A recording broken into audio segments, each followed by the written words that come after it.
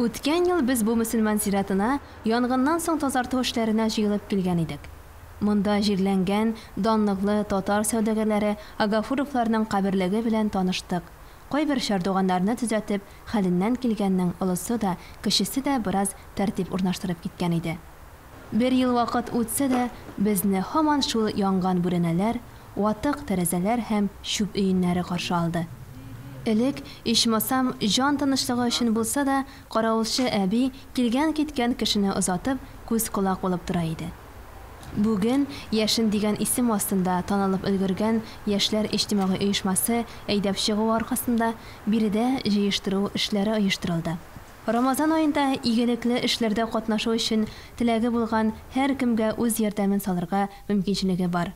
Сәгъдә апа Камардинова улы яшьтә булуына карамастан, яшьләр белән беррәттән капчыкка чүп-чар, чабык тутыру белән мәшгуль.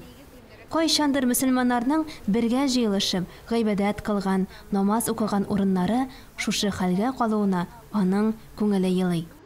Минем биредә күмелгән әнием Идрисова Разия, Камардинов Илдус, Челябинскига җибәрделәр бәрәңге казырга радиация булып, шунда кайткач бәрәңге шүкләп кайткачыннан укырга керергә инде октябрьдә иде. Аны Большакова больницасына салдылар. Канына базылган теге атым. 4 бала, 4 егет актык укып бетерергә, институтны бетерергә. Барысы да үлде. 1 айда үлделәр. Biz киләбез биредә, бөтен туганнарым белән киләм инде. Алып киләм, яшьләр белсен кайда тора инде. Садака бирергә бер кеше дә юк биредә. Менә садака бирергә шушы биредә бер әби бар яши иде. Шунарга бирә идек инде, кием салым, ибрас садака бирә идек, ул да юк. Хәзер бөтен юкка чыкты.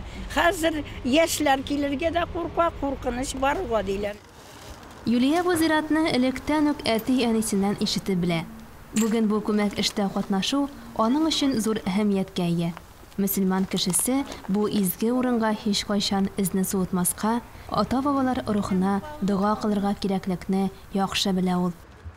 Не должны забывать нашу культуру, историю, и за зиратом смотреть нужно. Хотелось бы, чтобы побольше приходили людей сюда, помогали и смотрели за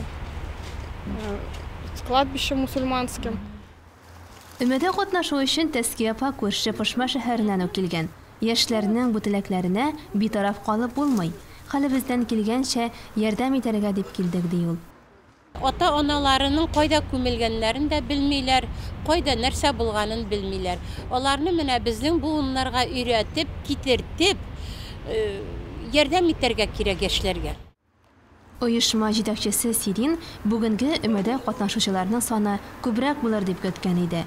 Әмма яшьләрнең ихлас күңелдән эшкә тотынуы, олы апаларның да җиңсезганып алырга йөрүен күреп, янә рухланды гына. Национальный культурный автономияга бик зур сәлам әйтәсе килә, ул спонсировать итте менә бу акцияны. Монда күп кеше килде, башка яшьләр килде, безнең танышлар, безнең дуслар, әбиләр килделәр. Может быть, кемнеңдер туганнары монда күмелгән. Күп кеше булды бүген. Башка татарлар гына түгел, индонезийцы килде. Как вот на кладбище мусульманское пришли? Вот откуда вы знаете молодежь? Вот от моего друга. Ага. Он мне сказал, да, ладно, давай.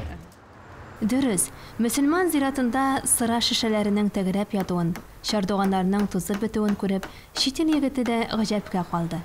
Мондый хәлләр бездә күзәтелми, ничек кенә булмасын, безнең мөселман халкы зиратларны гел тәртиптә тота дип сөйли ул. Чыннан да, кайсы милләт булуына карамастан, мөселман кешесе һәр җирдә тәртип тотарга, әдәп-әхлак ягыннан камил үрнәк булырга тиеш. Бүгенге көндә ташландык хәлгә килгән зиратны карап тору, бигрәк тә шәһәр уртасында бу җиргә кызыгучы кәсепчеләргә урынны бирергә юл куймаска тиешбез әлбәттә. Шушы зиратны саклап калдырырга тиешбез. Бу безнең тарихыбыз.